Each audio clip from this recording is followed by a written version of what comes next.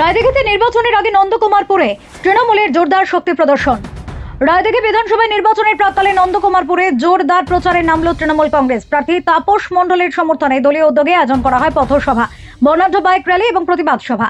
শনিবার বিকেল থেকে এলাকায় দলীয় কর্মী সমর্থকদের ভিড় চোখে পড়ে। কয়েক শতাধিক বাইক নিয়ে শুরু হয় র্যালি। হুড খোলা টোটো গাড়িতে সামনে এগিয়ে যান প্রার্থী তাপস মণ্ডল। তার পেছনে দীর্ঘ বাইক মিছিল প্রায় 10 কিলোমিটার পথ অতিক্রম করে বিভিন্ন এলাকা পরিক্রমা করে। র্যালির সময় সাধারণ মানুষের উৎসাহ অংশগ্রহণ ছিল উল্লেখযোগ্য। রাস্তার ধারে দাঁড়িয়ে বহু মানুষ প্রার্থীকে শুভেচ্ছা জানান। নন্দকুমারপুর গ্রাম পঞ্চায়েতের মাসের পোল এলাকায় র্যালি শেষ করে আয়োজিত হয় এক প্রতিবাদ সভা। রান্নার গ্যাসের মূল্য বৃদ্ধির প্রতিবাদে আয়োজিত এই সভায় হাজারে হাজারে মানুষের উপস্থিতি ছিল চোখে পড়ার মতো। সভা মঞ্চ থেকে প্রার্থী সহ দলীয় নেতৃত্ব কেন্দ্রের নীতির বিরুদ্ধে সরব হন এবং সাধারণ মানুষের পাশে থাকার বার্তা দেন। এদিন এলাকায় পৌঁছলে ফুল দিয়ে প্রার্থীকে উষ্ণ অভ্যর্থনা জানানো হয়। সাধারণ মানুষের ঢল প্রমাণ করে দেয় যে এলাকায় তৃণমূল কংগ্রেসের সংগঠন কতটা শক্তিশালী।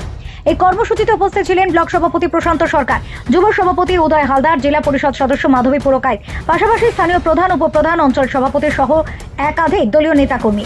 বিধানসভা নির্বাচন যত এগিয়ে আসছে ততই রায়দিঘিতে তৃণমূল কংগ্রেসের সংগঠন আরো মজবুত হচ্ছে বলে মত রাজনৈতিক মহলে। এদিন দলীয় নেতৃত্বের দাবি নন্দকুমারপুর গ্রাম পঞ্চায়েত থেকে বিপুল ভোটে লিড দিয়ে প্রার্থীকে জয়ী করা হবে। Bureau report, BNTV. কয়েকদিন প্রচার চালাচ্ছেন, আজকের মানুষের সমাগম কেমন দেখা পেলেন? নমস্কার। আজকে নন্দকুমার অঞ্চলে আমি বিশাল আকারের মিছিল আমি দেখেছি। আমি পথে এত জনগণকে আমি দেখেছি, আমি অভিভূত হয়েছি। এখনো পর্যন্ত যে জনগণ এখনো পর্যন্ত আমাদের চারপাশে ছড়িয়ে ছিটিয়ে আছে, আমি ভাবতে পারছি না যে কি বলবো। আমি জয়ের বিষয়ে কতটা আশাবাদী? জয়ের বিষয়ে আমি 100% নিশ্চিত যে আমরা যে টার্গেট নিয়েছি 50,000 ভোটে আমরা জিতবো, সেটা একেবারেই নিশ্চিত।